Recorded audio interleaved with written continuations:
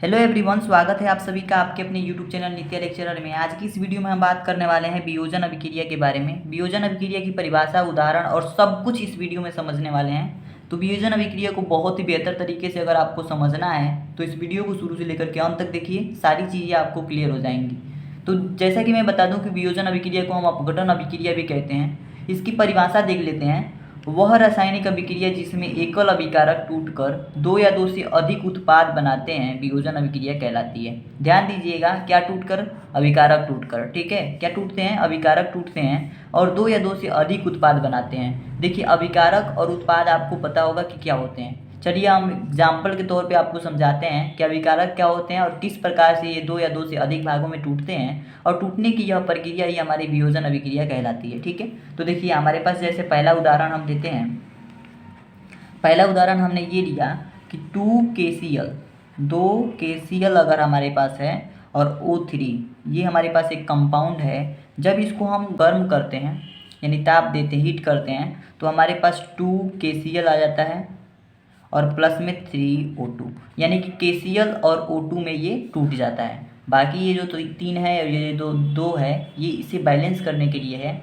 और ये जो टूटता है KCl और O2 में टूट जाता है। ठीक है, ये दो भागों में टूट जाता है। जैसे देखिए यहाँ पे ये जो हमारे पास है, इस भाग को हम अभिकारक कहते हैं। आपको पता होगा कि इस भाग को हम अभिकारक कहते हैं या फिर इसे हम क्रियाकारक भी कहते हैं। ठीक है, और ये जो पदार्थ हमारा बन रहा है क्रिया करने के बाद से, इसे हम उत्पाद कहते हैं। ठीक है, अंग्रेजी में इसे प्रोडक्ट बोला जाता है। ठीक है, इसे हम उत्पाद कहते हैं। तो आपको पता होगा कि जब हम 2KClO3 को जब हीट करते हैं तो हमारे पास 2KCl प्लस में 3O2 में टूटता है, यानी कि KCl और O2 हमारे पास इतने दो भागों में टूट जाता है, दो अणुओं में टूट जाता है। और टूटने की यह प्रक्रिया हमारे पास क्या कहलाती है? वियोजन अभिक्रिया कहलाती है। तो वियोजन अभिक्रिया का पहला उदाहरण आपका हो गया। दूसरे उदाहरण की बात करते हैं। दूसरा उदाहरण हम ये ले सकते हैं कि जब हम FeSO4 को जब हम ऊष्मा प्रदान करते हैं, जब हम FeSO4 को ऊष्मा प्रदान करते हैं तब हमारे पास ये तीन भागों में टूट जाता है। पहले तो Fe2O3 और प्लस में, फिर SO2 में टूट जाता है, फिर SO3 में टूट जाता है। ठीक है, ये तीन कणों में टूट जाता है। Fe और O3 इतने भाग, पहला भाग हो जाता है SO2 SO3, इतने भागों में ये टूट जाता है। चाहे ये कितने उत्पाद बना लेते हैं? तीन उत्पाद बना लेते हैं। यहाँ देखिए, ये हमारे पास क्या था? अभिकारक था, जिसका नाम है हमारे पास FeSO4 को हम फेरस सल्फेट बोलते हैं। फेरस सल्फेट जब इसको उष्मा देते हैं तो ये हमारे पास फेरिक ऑक्साइड में टूट जाता है। ठीक है, ये सभी क्या है हमारे पास? ये हमारे पास क्या है? Ferric oxide. ठीक है, ये बेसिकली ये जो है हमारे पास, ये है हमारे पास फेरिक ऑक्साइड।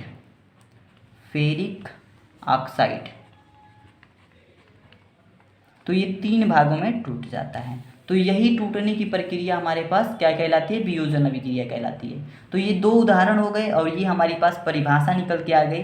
आशा करता हूँ आपको ये चीज़ें समझ में आ गई होंगी। एक उदाहरण और देख लेते हैं। एक उदाहरण के तौर पे और समझ लेते हैं हम। मान लीजिए कोई PCl5 है। ठीक है, PCl5 अगर हमारे पास है, अगर हम इसको हीट करते हैं तो हीट करने के बाद ये हमारे पास PCl3 प्लस में Cl2, यानी PCl और Cl2, यानी यहाँ पे 3 है, यहाँ पे 2 है, ये दोनों मिलकर के क्या बन जाएगा? PCl5। जब इस अभिकारक को हम क्रिया कराते हैं तो ये दो भागों में टूट जाता है। ठीक है, तो यहाँ पे PCl3 और यहाँ पे Cl2 हो गया। और यही प्रक्रिया हमारे पास क्या कहलाती है? वियोजन अभिक्रिया कहलाती है। तो ये आपके हो गए पहला उदाहरण, दूसरा उदाहरण, तीसरा उदाहरण। ये तीन उदाहरण हो गए जो कि आपके लिए इनफ है समझने के लिए। और अगर आप बोर्ड एग्जाम में ये तीन उदाहरण लिख देते हैं और ये डिफिनीशन लिख देते हैं तो आपके पूरे नंबर मिल जाएंगे। तो आशा करता हूँ वियोजन अभिक्रिया आपको अच्छे से समझ में आई होगी। किसी भी तरीके की कोई भी डाउट हो तो कमेंट करके ज़रूर बताइएगा। आज के लिए इतना ही रखते हैं दोस्तों, तब तक के लिए धन्यवाद।